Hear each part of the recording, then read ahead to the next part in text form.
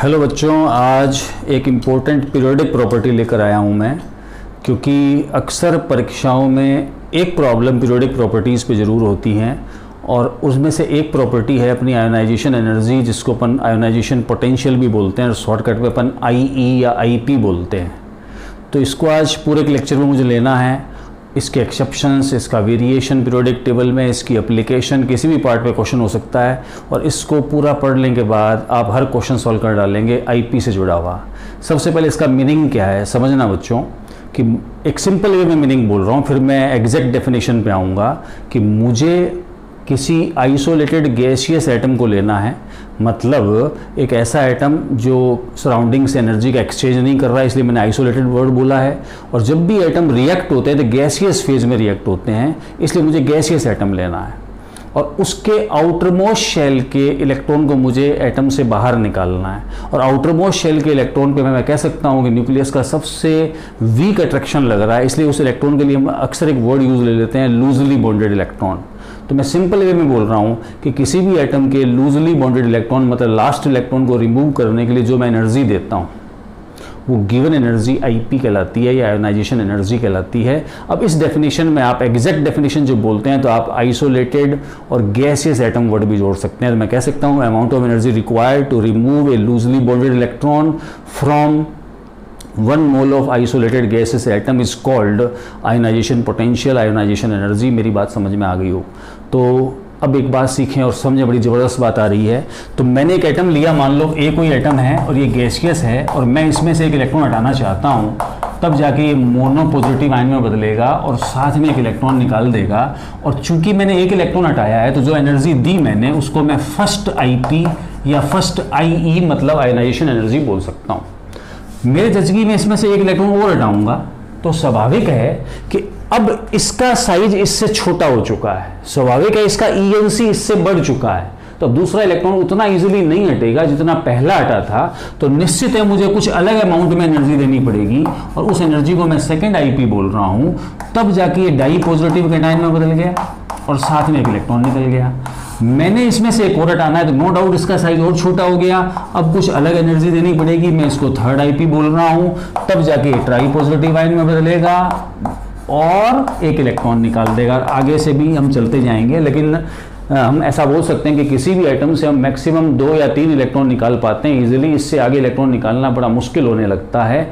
लेकिन अब जो मैं पॉइंट बोल रहा हूँ बड़ा इंपॉर्टेंट है, बहुत ही इंपॉर्टेंट पॉइंट है कि मैंने एक ही एटम के ये सक्सेसिव IP लिए हैं, लगातार IP लिए हैं, और किसी भी एटम के जो सक्सेसिव IP होते हैं उनमें IP जो फर्स्ट है उससे ज्यादा होता है IP सेकेंड और उससे ज्यादा होता है IP थर्ड और सो ऑन चलता जाएगा। मैं बोलना चाहता हूं इस चीज का कोई एक्सेप्शन नहीं है, ये ऑर्डर ईच एलिमेंट पर अप्लाई होता है, इसका कोई एक्सेप्शन नहीं है। यूनिवर्सल ट्रूथ है कि एक ही एटम के सक्सेसिव IP हमेशा इंक्रीजिंग ऑर्डर में होते हैं।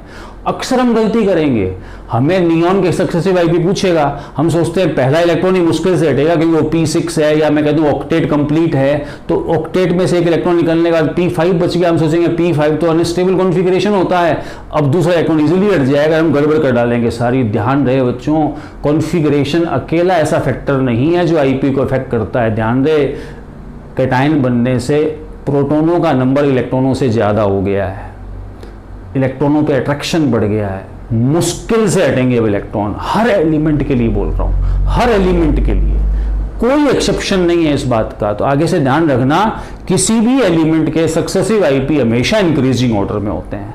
तो मैंने एक ये बात जो लिखी बहुत इंपॉर्टेंट है। अब मैं IP को इफेक्ट करने वाले फैक्टर्स बताने वाला हूं, लेकिन उनसे पहले एक छोटी सी बात सीखते हैं सिंपल वे में, क्योंकि अब हमें पूरे सिलेबस में बार बार बोलना पड़ता है IP लो, IP हाई। तो क्या मीनिंग है हाई और लो की वैल्यू का, ये बात सीख लो, क्योंकि इन चीज़ों को अपन समझ सकते हैं, दिमाग में उतार सकते हैं और सीखने के बाद हर प्रॉब्लम सॉल्व होने लगती है। हम रटने की कोशिश करेंगे, हमेशा गलतियां होंगी, ध्यान रहे। सिंपल वे मैंने क्या बोला, अभी इलेक्ट्रॉन को हटाना है एटम में से और मुझे एनर्जी देनी है। अब किसी एटम में से इलेक्ट्रॉन इजीली हट रहा है, मतलब मुझे एनर्जी कम देनी पड़ रही है, तो मैं IP लो बोलूंगा। किसी एटम में से इलेक्ट्रॉन मुश्किल से हट रहा है, मुझे हटाना है उसको, तो मुझे एनर्जी ज़्यादा देनी पड़ेगी, तो IP हाई है। इसका मतलब इलेक्ट्रॉन का इजीली हटना मतलब IP का लो होना। इलेक्ट्रॉन का मुश्किल से हटना मतलब आईपी का हाई होना। तो आगे से जब भी अपन आईपी लो बोल रहे हैं मतलब समझना इलेक्ट्रॉन इजीली हट रहा है। तो मैंने इनकी मीनिंग बता दी है। अब 5 फैक्टर हैं जो आईपी को अफेक्ट करते हैं। सिर्फ एक फैक्टर से हमेशा आंसर नहीं निकलता है। किसी क्वेश्चन में पहला, किसी में तीसरा, किसी में 5वां, किसी में दूसरा फैक्टर काम करेगा और हमें इनको अप्लाई करना आना चाहिए। छोटी छोटी बातें हैं। सबसे पहला फैक्टर है एटॉमिक साइज या एटॉमिक रेडियाई। जो आईपी है ना वो एटम के साइज के साथ, एटॉमिक साइज के साथ इनवर्सली का रिलेशन रखता है। ध्यान दें, एक बात सोचो, किसी एटम का साइज बड़ा है तो स्वाभाविक है उस एटम के लास्ट इलेक्ट्रॉन पे न्यूक्लियस का अट्रैक्शन कम है। तो मैं कह सकता हूं इलेक्ट्रॉन लूजली बॉन्डेड है, उसको हटाना मेरे लिए आसान है, मुझे एनर्जी कम देनी पड़ेगी, आईपी कम हो गया। इसकी उल्टी बात अपन नहीं बोल रहे, साइज छोटा होगा तो आउटर इलेक्ट्रॉन टाइटली फिल्ड होगा, मुश्किल से हटेगा, ज्यादा एनर्जी देनी पड़ेगी, आईपी हाई हो गया। ये पहला फैक्टर हुआ है बच्चों। दूसरा फैक्टर है जिसको अपन इफेक्टिव न्यूक्लियर चार्ज बोलते हैं, शॉर्टकट में अपन ईएनसी लिखते हैं, और सिंपल वे में मीनिंग क्या है, लास्ट इलेक्ट्रॉन पे लगने वाला real force of attraction, actual force of attraction क्या कहलाता है, ईएनसी। ये लीजिए आईपी और ईएनसी में डायरेक्टली का रिलेशनशिप है। सोचने वाली बात है कि लास्ट इलेक्ट्रॉन पे यदि अट्रैक्शन ज्यादा, इलेक्ट्रॉन टाइटली फील्ड, मुश्किल से हटेगा, आईपी ज्यादा, उल्टी बात, एंड वाइस वर्सा। इसका उल्टा पॉइंट आपके दिमाग में आ गया होगा। दो फैक्टर हो गए।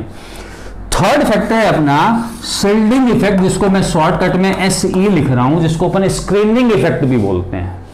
सबने पढ़ा है कि किसी भी एटम में इन्फिनिटिव शेल हैं और उनमें सब शेल्स हैं और उनमें इलेक्ट्रॉन्स हैं। तो मैंने क्या किया, ये न्यूक्लियस लिया मान लो, और मैं कुछ शेल्स बना रहा हूं, और मान लो मेरा लास्ट इलेक्ट्रॉन ये है, तो इस लास्ट इलेक्ट्रॉन न्यूक्लियस के बीच में भी तो, इन शेल्स में भी तो इलेक्ट्रॉन है, तो इन इलेक्ट्रॉनों के बीच में रिपल्शन भी तो हो रहा है। तो ये जो रिपल्शन लग रहा है इनर शेल के इलेक्ट्रॉनों का आउटर शेल के इलेक्ट्रॉन पर, इस रिपल्शन को अपन शिल्डिंग इफेक्ट बोलते हैं। ये करता क्या है, मेरे इस टारगेट इलेक्ट्रॉन जिसको मैं हटाना चाहता हूं, लास्ट इलेक्ट्रॉन, उस इलेक्ट्रॉन पे न्यूक्लियस के अट्रैक्शन को क्या करते हैं, ये डिक्रीज करते हैं।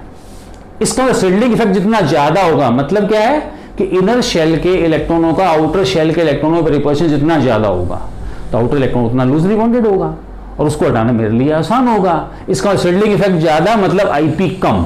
दैट्स वाई आईपी में और शिल्डिंग इफेक्ट में रिलेशनशिप जो है वो इनवर्सली की बन गई है। ये पॉइंट भी समझ में आ गया हो। चौथा फैक्टर है इलेक्ट्रॉनिक कॉन्फ़िगरेशन। इलेक्ट्रॉनिक कॉन्फ़िगरेशन भी आईपी को अफेक्ट करता है। सबने अपन ने बॉन्डिंग, इसमें पीरियोडिक टेबल की स्टार्टिंग में या एटॉमिक स्ट्रक्चर में अपन ने पढ़ा है, कॉन्फ़िगरेशन को सीखा है अपन ने, और हमने बार बार बोला है कि हाफ फील्ड और full field configuration more stable होते हैं।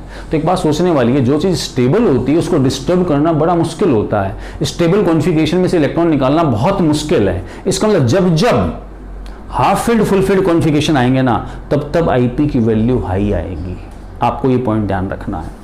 पांचवा फैक्टर है मेरा, और वो है पेनिट्रेटिंग इफेक्ट, जिसको मैंने शॉर्टकट में PE लिख दिया है। पेनिट्रेटिंग इफेक्ट क्या मतलब है, जैसे याद करो क्वांटम नंबर जो अपन पढ़ते हैं उसका मैं एग्जांपल लेता हूं। मान लीजिए मैंने n = 4 मतलब फोर्थ शेल ली, तो मेरे पास सब शेल जो है टोटल 4 ही आई, जिनको अपन ने SPDF कहा। मतलब ये 4 सब शेल हैं, चौथे शेल की तो हैं, सेम शेल की मैंने सब शेल्स लिए हैं, और इनमें से S सब शेल न्यूक्लियस के सबसे क्लोज और F सबसे दूर है। क्या S इलेक्ट्रॉनों पे मैक्सिमम और F पर मिनिमम अट्रैक्शन नहीं है? क्या S को पेनिट्रेट करना, पेनिट्रेट का मतलब वहां से इलेक्ट्रॉन निकालना, मुश्किल नहीं है क्या, एज कंपेयर टू D या F या P के? इसका मतलब मैं कह सकता हूं कि पेनिट्रेटिंग इफेक्ट का जो ऑर्डर है या उसकी पावर है वो ये S की सबसे ज्यादा, P और D और F डिक्रीजिंग ऑर्डर में लिख दिया मैंने। ये पेनिट्रेटिंग पावर का ऑर्डर है। अब 2 स्टार बन रहे हैं, 2 फैक्टर्स पे डबल स्टार आ रहे हैं, और इनमें क्या है वो ढंग से सुनना और सीखना। 4 नंबर और 5 नंबर फैक्टर हमेशा अप्लाई करके रिजल्ट मत निकालें। इसको हमेशा मत लगाएं। इनको तभी लगाना है जब आप कंपेयर जिन एलिमेंट्स के आईपी को कर रहे हो उनके बीच में एक ही एटॉमिक नंबर का डिफरेंस होना चाहिए, 1 एटॉमिक नंबर का डिफरेंस होना चाहिए। जहां एक से ज्यादा एटॉमिक नंबर का डिफरेंस है, ये फैक्टर काम नहीं करेंगे। ये जबरदस्त पॉइंट है, इसको दिमाग में बिठा लें, क्योंकि हर बार ऐसा मत मान लें कि हाफिल्ड का आईपी हमेशा ज्यादा ही हो जाएगा। सिर्फ एक एटॉमिक नंबर के डिफरेंस से जो कंपेयर हो रहे हैं एलिमेंट, उन पर लगाना है, अदरवाइज इस फैक्टर को यूज मत लेना। ये 4 फैक्टर है बच्चों, 5 फैक्टर होंगे टोटल, और चौथे और पांचवें को मैंने इंपॉर्टेंट कहा है। अब हम सभी परिचित हैं कि पीरियोडिक टेबल में साइज का वेरिएशन हम 10th क्लास से पढ़ते आ रहे हैं कि पीरियड में साइज डिक्रीज होता है, ग्रुप में साइज इंक्रीज होता है, और अभी भी अपन ने साइज का आईपी से रिलेशन यूनिवर्सली का बनाया है, मतलब पीरियड में आईपी इंक्रीज होगा, ग्रुप में डिक्रीज होगा। लेकिन मैं ऐसा बोलूं कि पीरियड में ऑलवेज आईपी डिक्रीज होता है, ये स्टेटमेंट फॉल्स है। ग्रुप में ऑलवेज डिक्रीज होता है, फॉल्स है। हम इसको प्रूव करने वाले हैं अभी। जनरल रिजल्ट है, जनरली पीरियड में आईपी इंक्रीज और ग्रुप में डिक्रीज होता है, ग्रुप में भी जनरली डिक्रीज होता है।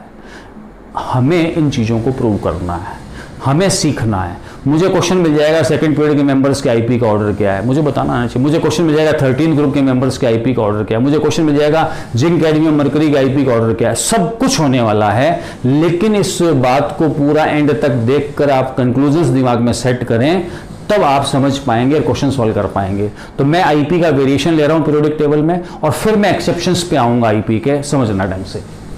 ध्यान रहे, मैंने अभी भी बोला है कि पीरियड और ग्रुप में हमें साइज का वेरिएशन पता है, तो आईपी का भी होना चाहिए। तो अब समझना सारी बात, और फिर मैं एक्सेप्शंस पे आऊंगा, उनके तरीके बताऊंगा। ये लो, मेरे पास lithium, beryllium, boron, carbon, nitrogen, oxygen, fluorine और नियोन, मैं कह सकता हूं ये मैंने एक पीरियड लिखा है।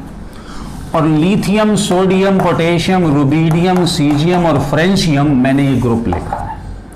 नो डाउट हम कहते हैं कि इस इधर जाने पे एटॉमिक साइज जो है वो डिक्रीज होता है, इसलिए आईपी के बारे में हम बोल देते हैं इंक्रीज हो रहा है, और यहां एटॉमिक साइज जो है वो इंक्रीज हो रहा है, इसलिए आईपी डिक्रीज हो रहा है। लेकिन कोई मुझे इस पीरियड के मेंबर्स के आईपी का ऑर्डर पूछ ले तो नो डाउट इस वेरिएशन के अकॉर्डिंग सबसे कम इसका और सबसे ज्यादा इसका, लेकिन बीच में गड़बड़ है।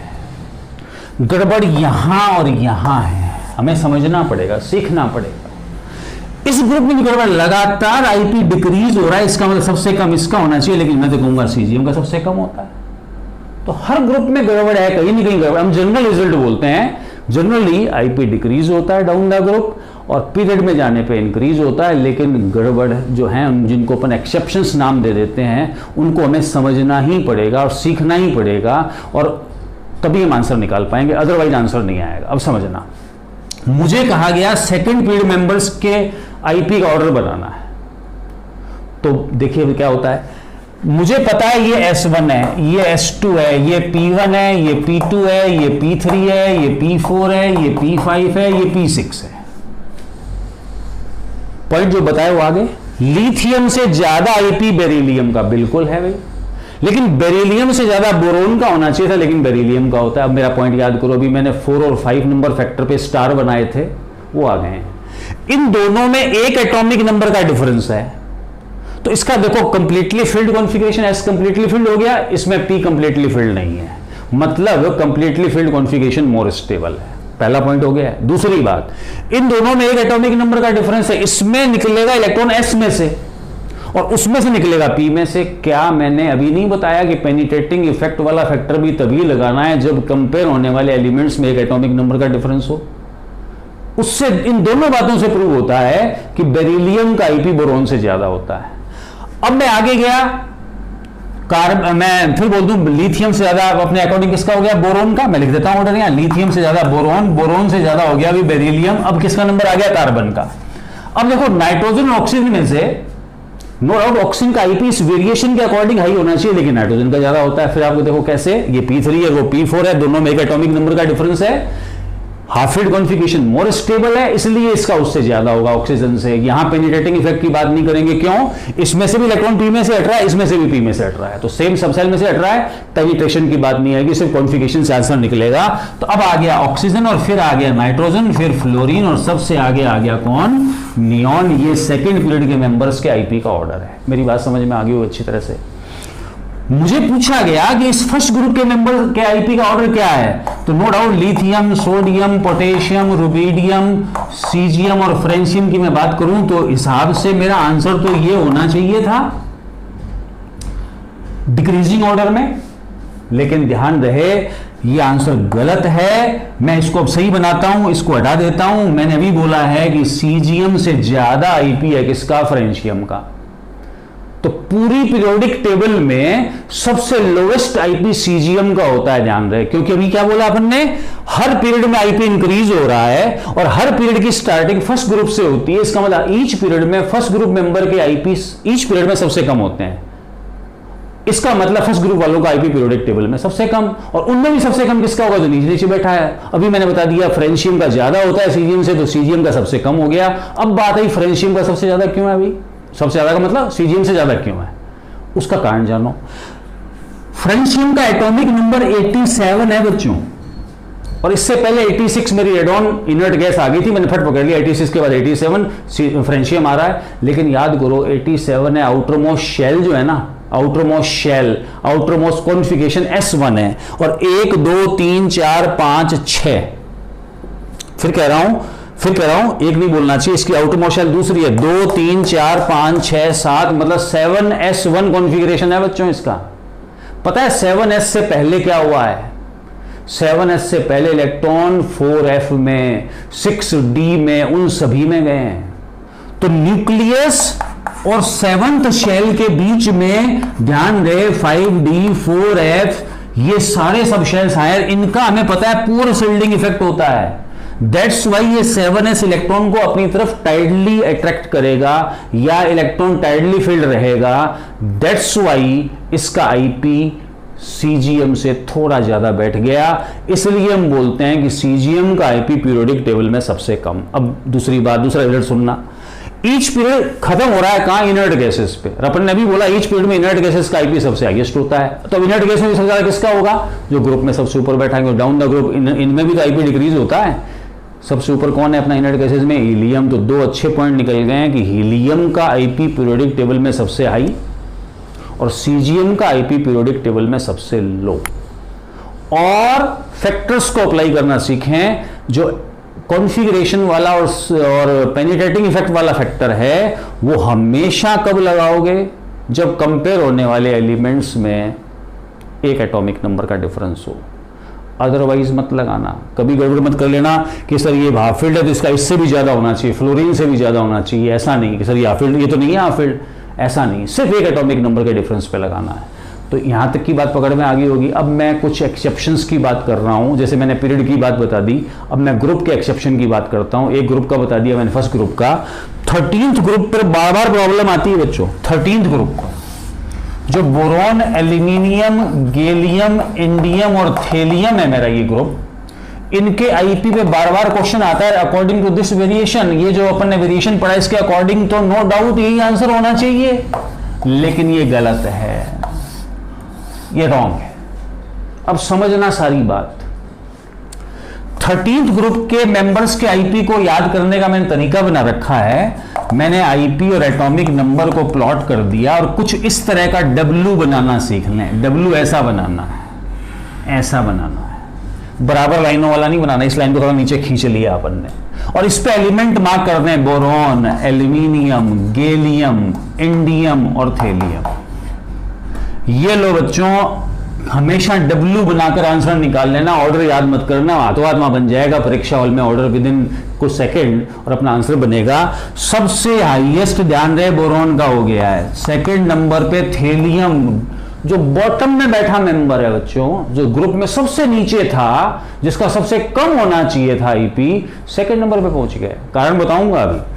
थेलियम के बाद आपके सामने आ रहा है गैलियम, गैलियम के बाद एल्यूमिनियम और सबसे कम चला गया है इंडियम का। ये बोरॉन फैमिली के मेंबर का आईपी का ऑर्डर है। अब बात आई आखिर ऐसा क्यों, तो ध्यान रहे जब मैंने इनर्ट पेयर इफेक्ट वाला वीडियो दिया उसमें भी ये बातें मैंने समझाई है, आज फिर उस बात पे मैं आ रहा हूं।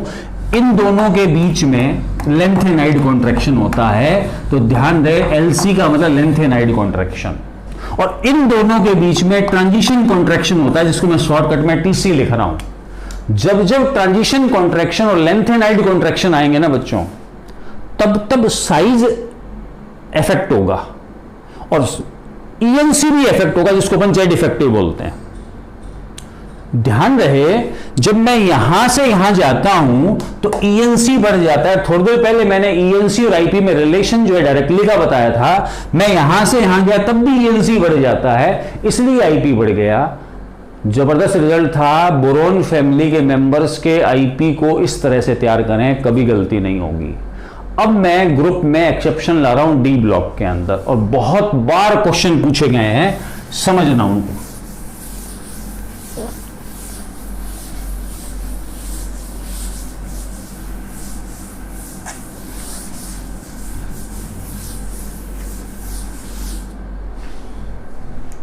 मैं डी ब्लॉक की बात कर रहा हूं बच्चों, और बहुत जबरदस्त बात आ रही है। थर्ड ग्रुप जो है ना डी ब्लॉक का, अपना थर्ड ग्रुप जो है स्कैंडियम, इट्रियम और लेंथेनम की बात करूं, एक्टिनियम भी है यहां। ध्यान रहे जब अपन साइज का वेरिएशन पढ़ते हैं तो अपन क्या कहते हैं, अभी डाउन द ग्रुप साइज क्या होता है, इंक्रीज होता है। यहां भी हो रहा है तो साइज इंक्रीज हो रहा है, जनरली हर ग्रुप में साइज इंक्रीज हो रहा है, तो यहां आईपी भी क्या होना चाहिए, डिक्रीज होना चाहिए। और बिल्कुल इनमें आईपी का ऑर्डर ये है, ये थर्ड ग्रुप के मेंबर के आईपी का ऑर्डर है। एक्सेप्ट थर्ड ग्रुप, जो डी ब्लॉक के 9 ग्रुप्स बच गए उनमें ये ऑर्डर नहीं है। अब आपके सामने देखिए, ये 3D सीरीज मेंबर है, ये 4D सीरीज मेंबर है, ये 5D सीरीज मेंबर है, तो मैं कह सकता हूं कि थर्ड ग्रुप में 3D का सबसे ज्यादा, 4D का और कम, 5D का सबसे कम, और ये 3, 4, 5D में किस बेस पे बोल रहा हूं, इनमें इलेक्ट्रॉन 3D सब शेल में भरे जाते हैं, इनमें 4D में और उनमें 5D में। अब जो रिजल्ट आ रहा है उसको याद करना कि जो मेरा ग्रुप 4, 5, 6 और 10 ग्रुप है डी ब्लॉक का, उसके लिए अलग रिजल्ट है बच्चों। इनके लिए 3D से ज्यादा 4D का, 4D से ज्यादा 5D का, ये आंसर है। ये आईपी का ऑर्डर बोला है मैंने, आईपी का ऑर्डर। जैसे मान लो मुझे निकिल, पैलेडियम और प्लेटिनम मिल गया, मान लो, मुझे फट पता होना चाहिए ये 10th ग्रुप के मेंबर है, ये लिखा हुआ है 10th, ये 3D है, ये 4D है, 5D है, मैं बोलूंगा ये आंसर है, खत्म। जो ग्रुप बच गए कौन कौन से, 7, 8, 9, 11 और 12, इनके लिए क्या होता है वो भी सीखें, 4D, 3D, 5D। मान लीजिए मुझे जिंक, कैडमियम और मरकरी मिल गया, मैंने फर्क देखा 12th ग्रुप है मेरा, मतलब ये देखो जिंक 3D का है, ये 4D का है, ये 5D का, मैंने भी लिखा है 3D का ज्यादा होता है 4D से, मतलब जिंक का आईपी कैडमियम से ज्यादा है, और कैडमियम से ज्यादा मरकरी का भी है। सबसे हाईएस्ट किसका होगा, मरकरी का। ये मेरा आंसर हो गया। मेरी बात समझ में आ गई होगी। डी ब्लॉक के लिए ये 3 पॉइंट ध्यान रखें बच्चों। डी ब्लॉक के एक्सेप्शंस आपके सॉल्व होने लगेंगे। एक बड़ा इंपॉर्टेंट पॉइंट और ले रहा हूं, बहुत ही इंपॉर्टेंट बात है, समझना उसको। मान लीजिए मुझे oxygen O positive, O die negative ये आयन दिए गए, और इन आयनों पर आईपी की बात पूछ ली गई। मान लो कि इनमें आईपी का ऑर्डर बनाओ। हम गलतियां क्या करते हैं मैं उस पर आ रहा हूं। हम फट सोचेंगे इसका तो ऑक्टेट कंप्लीट हो गया, ये बहुत ज्यादा स्टेबल हो गया, इसका आईपी सबसे हाईएस्ट होगा। गड़बड़ है सारा मामला है, हम ऐसी गलतियां करेंगे। ध्यान रहे आईपी का ऑर्डर ये है, आईपी का ऑर्डर ये है। तो मैं एक बात बोलने वाला हूं कि यदि मुझे आइसो इलेक्ट्रॉनिक स्पीसीज दी हुई हो, हालांकि आइसो इलेक्ट्रॉनिक नहीं है, या एक ही एलिमेंट की डिफरेंट स्पीसीज दी हुई हो, एक ही एलिमेंट की डिफरेंट स्पीसीज दी हुई है, तब आप आईपी को हमेशा ईएनसी से डिसाइड कर लो, या आईपी को directly proportional positive oxygen state और inversely proportional negative oxygen state लिखना हो। हालांकि ये सब बातें आपस में कनेक्टेड हैं। किसी पे पॉजिटिव चार्ज जितना ज़्यादा होगा इसका मतलब साइज उतना छोटा होता जाएगा, इलेक्ट्रॉन उतने कम होते जाएंगे, प्रोटॉन और इलेक्ट्रॉनों का रेशियो डिस्टर्ब हो गया, प्रोटॉनों के नंबर ज़्यादा रहने से अट्रैक्शन बढ़ गया, आईपी बढ़ गया।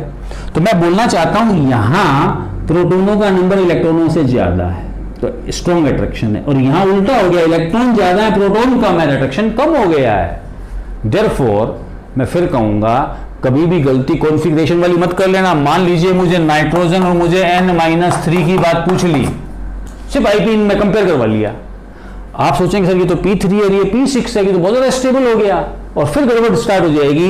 इन दोनों में आईपी इसी का ज़्यादा है, जान रहे, ये P3 तो है, ये P6 है। कॉन्फ़िगरेशन वाली बात तो हर बार अप्लाई मत करें। सेम एलिमेंट दिए, कॉन्फ़िगरेशन वाली बात मैं कैसे अप्लाई करूंगा? मैंने तो क्या बोला था, डिफरेंस एक एटॉमिक नंबर का हो तभी अप्लाई कर दिए।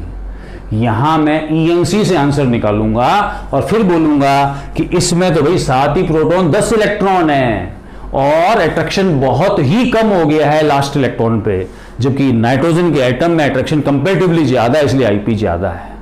तो ये फैक्टर्स थे जो आईपी को अफेक्ट करते हैं, और इस तरह से आईपी की प्रॉब्लम बनेगी। एग्जाम में किसी भी ग्रुप के मेंबर या पीरियड के मेंबर देके आईपी पूछे तो मेरे पॉइंट अप्लाई करें, आपको आंसर मिलने लगेगा। और आईपी की एप्लीकेशन पार्ट पे भी क्वेश्चन आता है, मैं 1-2 एप्लीकेशन लेके बताता हूं क्योंकि हमें उस पर भी प्रॉब्लम मिलती है। ध्यान रहे, आईपी की एक बड़ी इंपॉर्टेंट एप्लीकेशन है कि इसकी हेल्प से हम ऑक्सीडेशन स्टेट की स्टेबिलिटी को डिसाइड करते हैं। 2 एक्सपेरिमेंटल डेटा हैं जो हमें याद रखने हैं, उन्हीं के बेस पे हम आंसर निकाल पाएंगे। पहला पॉइंट यह है कि यदि किसी एलिमेंट के 2 सक्सेसिव आईपी के बीच एनर्जी डिफरेंस 11 इलेक्ट्रॉन वोल्ट से कम है तो वो एलिमेंट हमेशा हायर ऑक्सीडेशन स्टेट में मोर स्टेबल होगा। और यदि किसी एलिमेंट के 2 सक्सेसिव आईपी के बीच एनर्जी डिफरेंस 16 इलेक्ट्रॉन वोल्ट से ज्यादा है तो वो एलिमेंट हमेशा लोअर ऑक्सीडेशन स्टेट में स्टेबल होगा। ये 2 पॉइंट आप ध्यान रखें। जैसे हम सब जानते हैं कि जो मेरी एल्कली मेटल्स हैं, जो फर्स्ट ग्रुप के मेंबर हैं, वो +1 ऑक्सीडेशन स्टेट में स्टेबल रहते हैं। कोई कारण पूछे ऐसा आखिर क्यों, तो आप क्या बोलोगे कि इनके सेकंड और फर्स्ट, या उल्टा बोल दो, फर्स्ट और सेकंड आईपी के बीच एनर्जी डिफरेंस 16 इलेक्ट्रॉन वोल्ट से ज्यादा का है, इसलिए ये +2 की बजाय +1 में रह गए। मैंने अभी क्या बोला, 16 से ज्यादा का डिफरेंस लोअर में स्टेबल, 11 से कम का डिफरेंस, 11 इलेक्ट्रॉन वोल्ट से कम का डिफरेंस हायर में ज्यादा स्टेबल। मुझे कोई पूछता है कि सेकंड ग्रुप के मेंबर मतलब alkaline earth metal +2 oxidation state में स्टेबल क्यों रहते हैं, तो पता है मेरा जवाब क्या है? मैं कह सकता हूं कि इनके फर्स्ट और सेकंड आईपी के बीच एनर्जी डिफरेंस 11 इलेक्ट्रॉन वोल्ट से कम का है। दैट्स वाई ये +1 में स्टेबल नहीं रहेंगे, कहां रहेंगे? +2 में। मैं एक बात और बोल सकता हूं, यहां बड़ी इंपॉर्टेंट बात बोल रहा हूं, मैं कह सकता हूं कि इनके सेकंड और थर्ड आईपी के बीच एनर्जी डिफरेंस 16 इलेक्ट्रॉन वोल्ट से ज्यादा का है। तो अभी थर्ड की तरफ नहीं जाएंगे, सेकंड में रह जाएंगे। तो मुझे क्वेश्चन पूछा गया कि मैग्नीशियम +2 ऑक्सीजन स्टेट में स्टेबल क्यों है, तो इसके कई सारे जवाब हैं। पहला आंसर, मैग्नीशियम के फर्स्ट और सेकंड आईपी में एनर्जी डिफरेंस 11 इलेक्ट्रॉन वोल्ट से कम है, इसलिए हायर में चला गया। मैग्नीशियम के सेकंड और थर्ड आईपी में एनर्जी डिफरेंस 16 इलेक्ट्रॉन वोल्ट से ज्यादा का, इसलिए +2 में रह गया। और मैं ऐसा भी बोल सकता हूं कि 2 इलेक्ट्रॉन निकालने के बाद मैग्नीशियम को इनर्ट गैस कॉन्फ़िगरेशन मिल गया, स्टेबल कॉन्फ़िगरेशन मिल गया। देयरफॉर तीनों आंसर इसके माने जाते हैं। यदि ऑल ऑफ दीज वाला ऑप्शन पढ़ाओ तो मैं ऑल ऑफ दीज पे जाऊंगा। मेरा पॉइंट समझ में आ गया, और मैं किसी भी एलिमेंट की ऑक्सीडेशन स्टेट को डिसाइड कर सकता हूं आईपी वैल्यू के बेस पर। इसके अलावा मैं कह सकता हूं कि आईपी से मैं मेटेलिक प्रॉपर्टी डिसाइड कर सकता हूं। हमें पता है मेटल्स का काम है इलेक्ट्रॉन लूज करना, जिनके आईपी कम है वो इलेक्ट्रॉन इजीली लूज करेंगे। इसका मतलब मेटेलिक प्रॉपर्टी आईपी से कोरिलेट की जा सकती है। मैं कह सकता हूं कि जहां आईपी कम वो अच्छे मेटल हैं। अब अभी भी अपन ने आईपी पढ़ा है, हमने बोला पीरियड में आईपी इंक्रीज होता है, जनरली आईपी इंक्रीज होता है, मेटेलिक प्रॉपर्टी डिक्रीज होती है। जब मेटेलिक डिक्रीज हो रही है मतलब नॉन मेटेलिक बढ़ रही है। इसीलिए जब अपन पीरियोडिक टेबल बनाते हैं और उसमें डायगोनल लाइन बना के उधर वालों को अपन नॉन मेटल, इधर वालों को मेटल बोलते हैं, कारण यही तो है। डाउन द ग्रुप हम कहते हैं आईपी डिक्रीज हो रहा है तो इलेक्ट्रॉन लूज करने की एबिलिटी बढ़ रही है, मेटेलिक प्रॉपर्टी इंक्रीज हो रही है, इसलिए मैं कह सकता हूं down the group metallic property increase होती है। हमने अभी आज ही बोला है कि एस ब्लॉक एलिमेंट्स के आईपी सबसे कम है पीरियोडिक टेबल में, इसलिए मोर रिएक्टिव मेटल्स हैं, इसलिए इलेक्ट्रोकेमिकल सीरीज में ऊपर की तरफ यही आती हैं। हर चीजें आपस में कनेक्टेड हैं बच्चों। हर रिजल्ट सब्जेक्ट को बनाता है, सब्जेक्ट के फंडामेंटल बनाता है, और मेरे ख्याल में ये फंडामेंटल पूरी केमिस्ट्री में आपकी हेल्प करेंगे, और इनको यूज आप लें और नेक्स्ट वीडियो के लिए तैयार रहें।